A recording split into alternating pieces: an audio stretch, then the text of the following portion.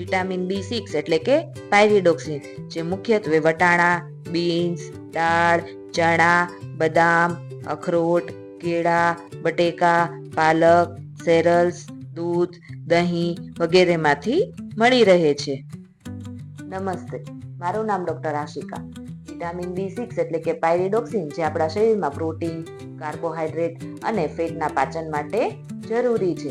આ સિવાય તે આપણા શરીરમાં રહેલા કેટલાક ન્યુરોટ્રાન્સમીટર્સ જેવા કે સેરેટોનિન અને ડોપામિનના સિન્થેસિસ માટે પણ જરૂરી છે, જેનાથી હાથ પગમાં ખાલી ચડવી, સ્વભાવ ચીડચીડો થઈ જવો વગેરે જેવી તકલીફોમાં રાહત આપે છે. આ ઉપરાંત તે એન્ટીબોડીના પ્રોડક્શન માટે પણ જરૂરી વિટામિન છે, જેનાથી આપણી રોગપ્રતિકારક શક્તિ વધે છે.